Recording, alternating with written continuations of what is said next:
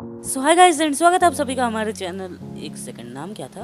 अबे साले खुद के चैनल का नाम भूल गया। इतनी बार तो इस चैनल पे मैंने वीडियो अपलोड ना करी होंगी जितनी बार इस चैनल का नाम चेंज कर लिया मैंने। सो एनीवेज, आज की इस वीडियो से मैं full Metal alchemist brotherhood anime की एक्सप्लेनेशन स्टार्ट कर रहा हूँ, जिसमें मेरी पूरी कोशिश रहेगी कि रेगुलरली बेसिस पर एपिसोड्स की एक्सप्लेनेशन आ जाए। एंड आज जो एपिसोड मैं कवर करने वाला हूँ वो है episode 1 named as Full Metal Alchemist. Let's begin. Falconite reviews.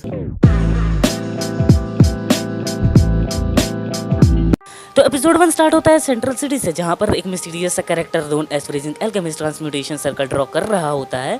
फिर सीन बदलता है और सेंट्रल कमांड को दिखाया जाता है, जहाँ पर किंग ब्रैडली कर्नल मस्टैंग को फ्रीजिंग अल्केमिस्ट को ट्रैक करने का काम देता है और कहता है कि तुम इस काम में फुल मेटल अल्केमिस्ट यानी कि एडवर्ड एलरिक का भी यूज़ कर सकते हो। इसके बाद सीन बदलता है और मेन कैरेक्टर एडवर्ड एंड उसके भाई अल्फोंस एलरिक की तरफ लेकर जाया जाता है, जहाँ पर अल्फोंस अपने भाई एडवर्ड को कहता है कि तुम्हें एक्शन में आ जाना चाहिए। एंड इसके बाद ओपनिंग थीम बजता है full Metal alchemist brotherhood show का।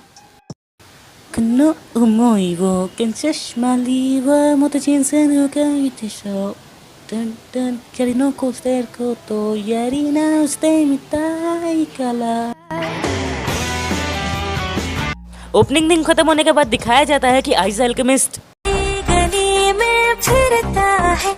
उसके बाद दो ऑफिसर्स उसे रोकने की कोशिश करते हैं, पर वो उन दोनों को ही जान से मार देता है। फिर आइस अल्केमिस्ट जैसे ही वहां से आगे बढ़ता है, उसी वक्त कोई अपने वेपन से आइस अल्केमिस्ट के ऊपर अटैक कर देता है, लेकिन आइस अल्केमिस्ट उस अटैक को काफी आसानी से डॉज कर लेता है। फिर दिखाया जाता है कि वेपन को फेंकने वाला कोई और नहीं बल्कि एडवर्ड था, और एडवर्ड वहां पे आते ही कहता है कि एल्केमी के लॉज मर्डर को जस्टिफाई नहीं करते।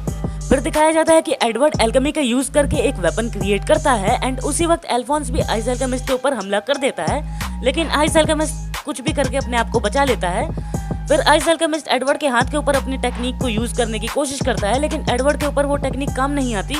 फिर जैसे ही एडवर्ड के हाथ के ऊपर से उसकी जैकेट हटती है, उसी वक्त दिखाया जाता है कि एडवर्ड का एक हाथ मेटल से बना हुआ होता है। फिर आइस अल्केमिस्ट काफी ज्यादा सोच विचार करने के बाद समझ जाता है कि जिससे वो लड़ रहा है वो और कोई नहीं, वो फुल मेटल अल्केमिस्ट है।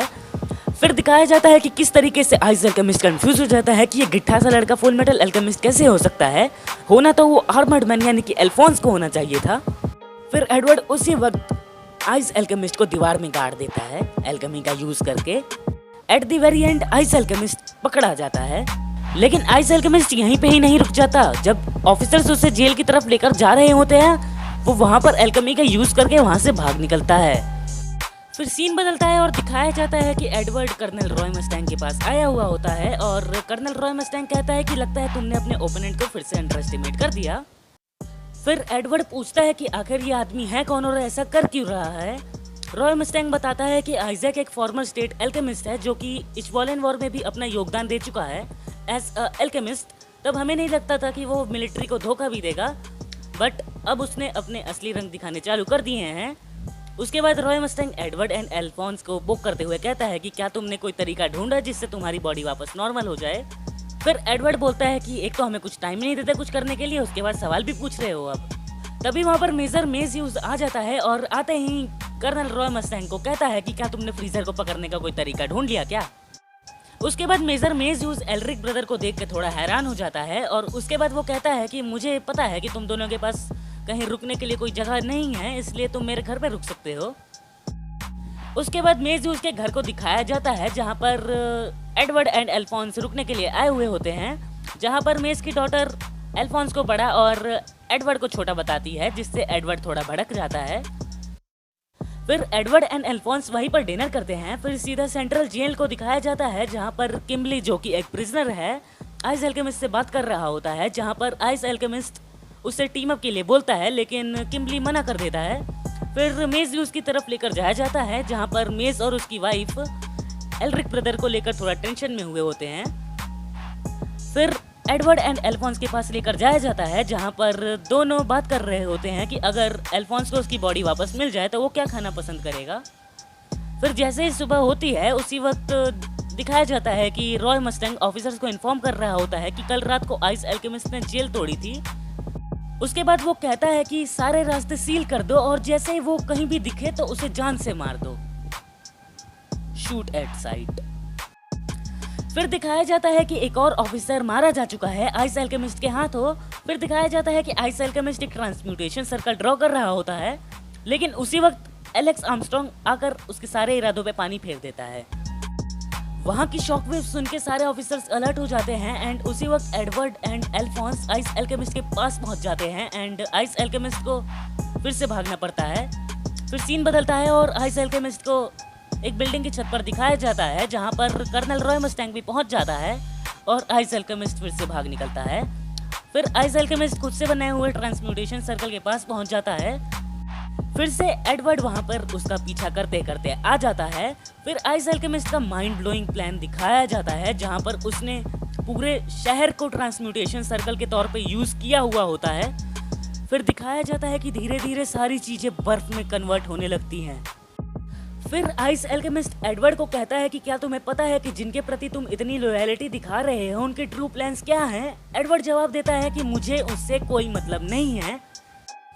फिर एडवर्ड एंड एल्फोंस मिलकर आइस अल्केमिस्ट पर हमला कर देते हैं, बट इस बार भी वो हमेशा की तरह भागने की कोशिश करता है, लेकिन इस बार वो बहुत ही बड़े अमाउंट में पानी को आइस में कन्वर्ट करके वहां से भागने की कोशिश करता है। फिर एडवर्ड आर्मस्ट्रॉन्ग को कहता है कि मैं और एल्फोंस उसे धीमा करने की कोशिश करेंगे, तुम जाके ट्रांसम्यूटेशन सर्कल्स को इरेज कर दो। फिर आइस अल्केमिस्ट और एडवर्ड एंड एल्फोंस में बहुत तगड़ी लड़ाई होती है जिसमें एल्फोंस का सर उसके शरीर से अलग हो जाता है। आइस अल्केमिस्ट सोचता है कि अब एल्फोंस मूव नहीं कर सकता, बट वो उससे जोरदार किक मारता है। फिर दिखाया जाता है कि एल्फोंस की बॉडी एम्प्टी है, सिर्फ वहां पर एक ट्रांसम्यूटेशन सर्कल है जो कि उसके सोल को उस आर्मर से जोड़ता है। आइस अल्केमिस्ट समझ जाता है कि उन दोनों ने ह्यूमन ट्रांसम्यूटेशन परफॉर्म करने की कोशिश की थी, बट वो उसमें फेल हुए थे। फिर एडवर्ड एंड एल्फोंस का डार्क पास्ट दिखाया जाता है जिसमें एडवर्ड की टांग कटी हुई होती है और वो कहता है कि चाहे तुम मेरा हाथ और पैर ले लो लेकिन एल्फोंस को वापस करो।